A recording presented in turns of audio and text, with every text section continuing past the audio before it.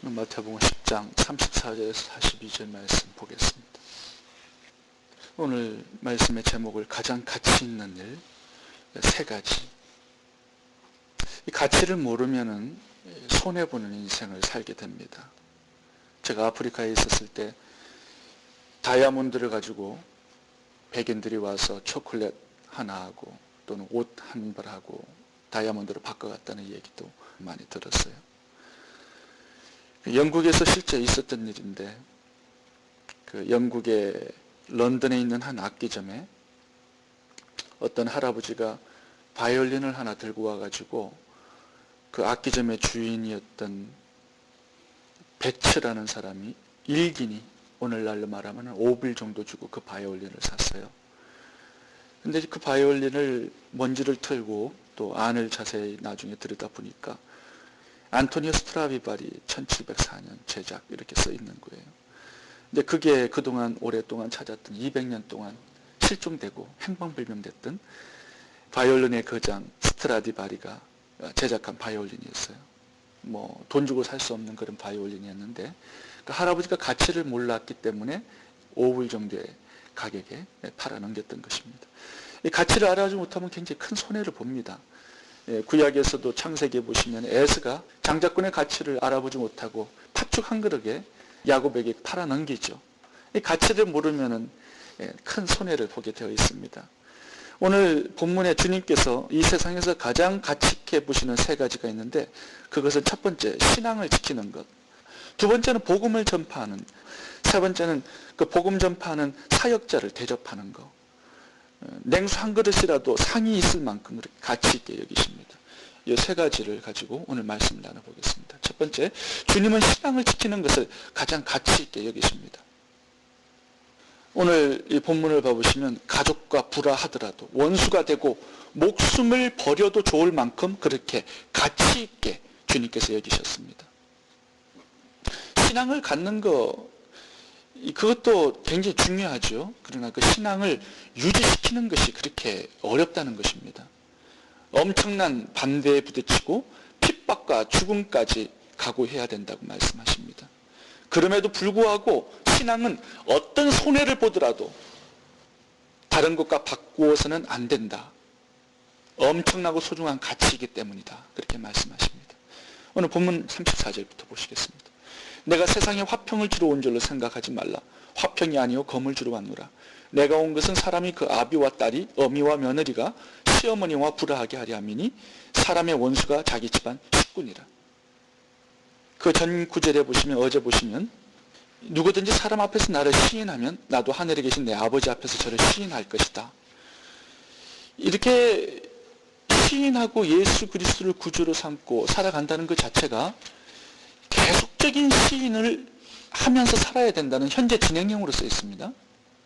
근데 그것이 쉽지 않다는 거예요. 왜냐하면 가족들의 엄청난 반대에 부딪힐 수도 있기 때문에. 그래서 주님은 검을 주러 왔다고 말씀하세요. 가족끼리 불화하게 될 것이다 말씀하십니다. 집안 식구가 원수가 되기도 할 것이다 말씀합니다. 주님을 그렇게 믿고 신앙을 지키며 살아가는 것이 굉장히 쉽지 않은 일이다 이렇게 말씀하세요. 여러분 어떠세요? 시어머니가 집안 대대로 불교 집안이기 때문에 너는 교회 절대 못 간다. 그런다면 어떻게 하시겠어요? 김호경 성도님. 굉장히 어려운 문제예요. 이 시아버지가 집안 대대로 제사를 지내야 하기 때문에 제사장을 차려놓고 절을 하라고 막 강요하면 어떻게 해야 될까요? 부모님 말씀을 따르자니 주님을 거역하게 되고, 주님을 따르자니 부모님을 거역하게 되고 불효자식이 돼요.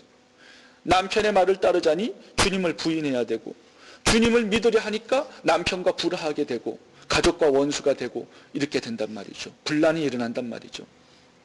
어떻게 해야 됩니까? 오늘 본문에서 주님께서 단호하게 검을 들고 싸워야 된다. 불화하더라도 신앙을 지켜야 된다. 원수가 되더라도 싸워야 된다. 신앙을 지키기 위해. 38절 무슨 말씀하시는 거예요? 만약에 부모를 더 사랑해서, 남편을 더 사랑해서, 자녀를 더 사랑해서 나를 버리고 믿음을 버리고 신앙을 버린다면 이거는 합당치 않다. 믿음의 길, 신앙의 길, 구원의 길에는 신앙의 갈등으로 인한 자기 십자가가 있다. 십자가 지기 싫다고 나를 버린다면 합당치 않다. 자기 십자가를 지고 나를 쫓아야 된다. 이렇게 말씀하시죠. 가정의 식구들과 화평하게 지내는 것도 중요하지만 하나님과 화평하는 것이 더 중요하다. 그것이 우선순위다. 이렇게 말씀하시는 겁니다. 이렇게 신앙을 지키기 위해서 싸우게 되면 한 가지 얻는 축복이 있어요. 그거는 뭐냐 하면 39절 말씀이에요. 최경자님 다시 한번 읽어보세요. 자기 목숨을 얻는 자는 잃을 것이요 나를 위하여 자기 목숨을 잃는 자는 얻으리라. 이 신앙의 반대에 부딪혀가지고 겁먹어가지고 신앙을 버리잖아요. 그럼 목숨 잃어버린다고 말씀하세요. 그런데 예수님을 위하여 신앙을 지키기 위하여 포기하는 것들이 있다면 그것은 전부 다 다시 얻게 될 것이다. 이렇게 말씀하세요. 목숨까지도. 그것까지도 신앙을 지키기 위해서 포기하게 되면 그것까지라도 얻을 수 있는 것이다. 이렇게 말씀합니다. 여리고성의 기생 라합을 보시면 이 구절을 잘 설명해 줍니다. 이 기생 라합이 여리고성에 살았었는데 정탐꾼들이 들어왔어요. 굉장히 당황되었죠. 근데 이 기생 라합이 예전부터 이 여호와에 대한 이야기들을 소문으로 많이 들었어요. 근데 이 갈등이 생기는 거죠. 여리고성을 사랑하죠. 자기 민족이기 때문에. 근데 이것을 선택할 것인가 아니면 하나님 믿는 이 신앙을 선택할 것인가 두 개의 갈림길에서 매우 고민을 많이 했을 거예요. 그런데 이 신앙을 선택합니다. 여호와를 붙들어요. 그래서 정탐꾼을 숨겨줍니다. 이 기생 라합이 왜 나라 사랑하는 마음이 없었겠어요? 민족 사랑하는 마음도 많이 있었을 거죠. 그럼에도 불구하고 하나님이라는 신앙을 선택하고 정탐꾼들을 살려줍니다.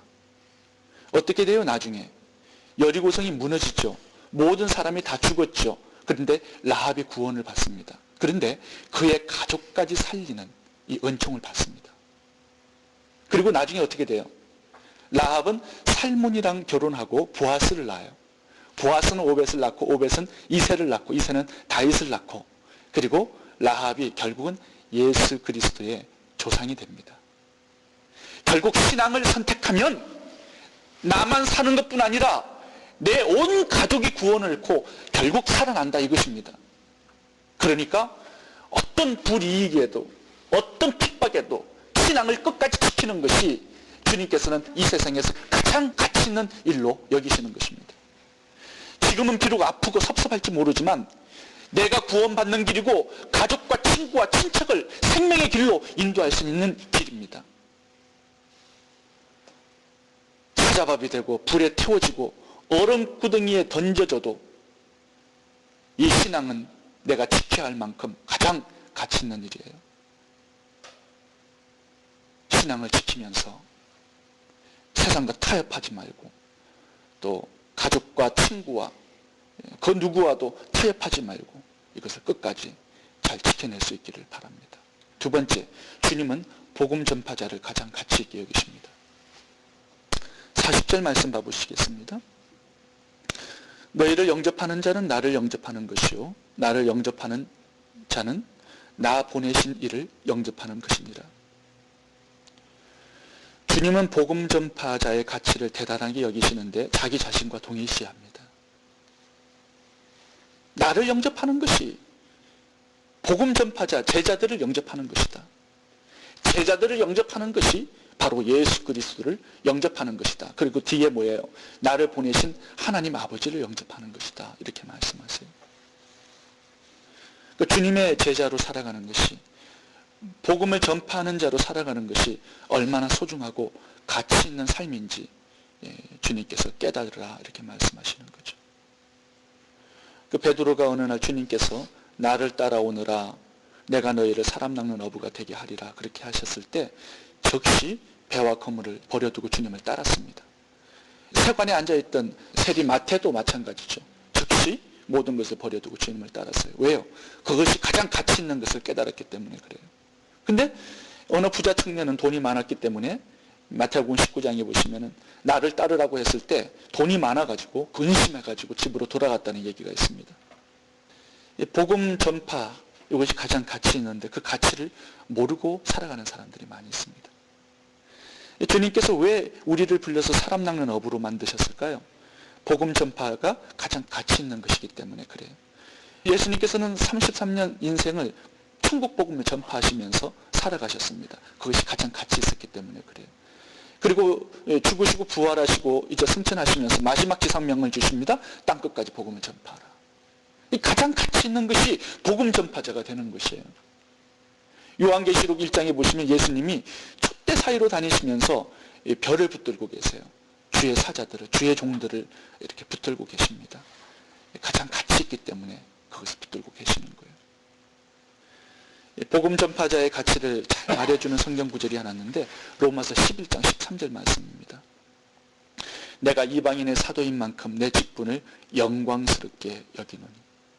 이 영광이라는 단어가요, 하나님 자신에게 쓰여진 단어입니다.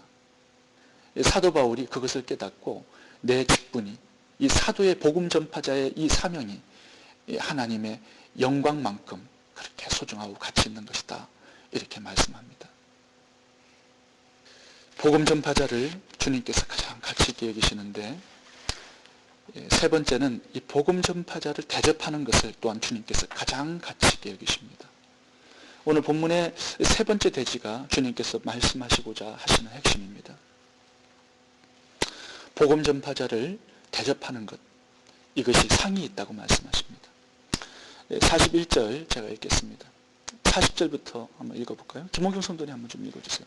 42절까지. 너희를 영접하는 자는 나를 영접하는 것이요 나를 영접하는 자는 나 보내신 이를 영접하는 것입니다. 선지자의 이름으로 선지자를 영접하는 자는 선지자의 상을 받을 것이요 의인의 이름으로 의인을 영접하는 자는 의인의 상을 받을 것이요. 42절도 읽어보세요. 누구든지 선지자의 이름으로 이 소자 중 하나에게 명서 한 그릇이라도 주는 자는 내가 진실로 너희에게 이르노니 그 사람이 결단코 상을 잊지 아니하리라 하시니라. 여기 보시면 상 이야기를 굉장히 많이 합니다. 복음 전파자를 주님께서 굉장히 가치 있게 여기시는데 그 복음 전파자를 대접하는 것을 또 주님께서는 가장 가치 있게 여기세요. 왜 그래요? 신앙을 세워주고 믿음을 심어주고 말씀을 통해서 생명을 살리는 그 사람을 가장 가치 있게 여기시는데, 그렇게 일하는 수고하는 종들을 대접하는 사람도 주님께서 굉장히 가치 있게 여기세요. 상을 잃지 않겠다고 말씀하십니다. 복음 전파, 이 생명의 가치를 알 때 그런 일을 하는 사람들을 잘 대접할 수가 있는 것이죠. 가치를 모르면 냉수 한 그릇도 대접하지 못해요. 비방하고 욕하고 막 수근수근대고 방해를 합니다. 가치를 모를 때 그런다는 것이에요. 여러분, 엘리야 이야기를 저희들이 지난번에 묵상했을 때도 마찬가지였죠. 사르밧 과부의 집에 들어갑니다. 그 사르밧 과부가 떡반죽 기름에 튀겨서 빵을 구워서 엘리야를 공개를 합니다. 3년 반 동안 공개를 해요. 엘리야를 공개할 그 기간 동안에 떡반죽과 기름이 마르지 아니했어요. 그리고 그 주위에 감옥에 들어 죽어가는 수많은 사람들을 구원했습니다. 왜 그래요? 엘리야 주의 종을 잘 대접했기 때문에 그렇습니다.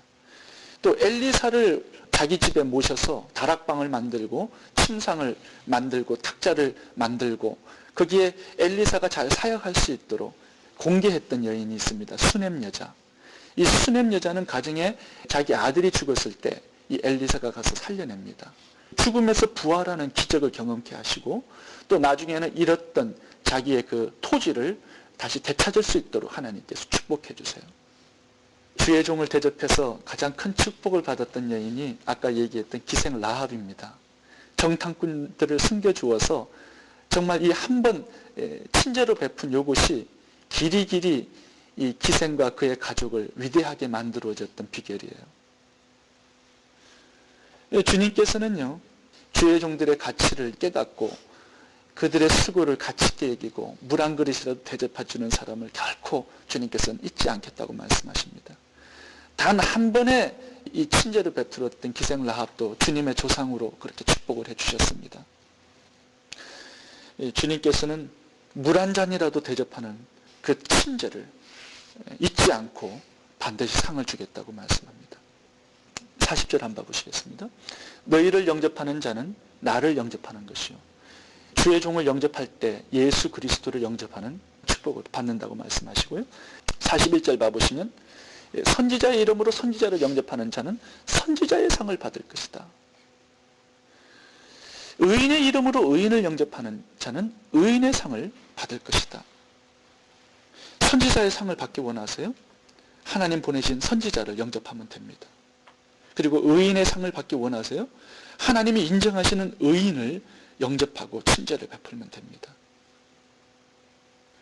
주님께서 보내시고 파송하신 주의 종을 그 가치를 인정하고 잘 영접하고 잘 대접하면 그것이 진정한 나의 가치가 됩니다. 여러분, 이 세 가지의 가치를 여러분들이 잘 깨닫고 이 세 가지의 가치를 붙들고 살아가면 좋겠습니다. 이 믿음, 신앙을 지켜내는 것. 주님께서 이 세상에서 가장 가치 있는 일로 여기십니다. 두 번째는 이 복음 전파의 사명, 주님께서 가장 가치 있게 여기십니다. 그리고 복음을 전파하는 이 사람들을 잘 대접해 주는 것, 이것을 주님께서 가장 가치 있게 여기십니다. 이 세 가지의 가치를 가지고 가장 가치 있는 인생을 살아갈 수 있기를 바랍니다. 기도하겠습니다.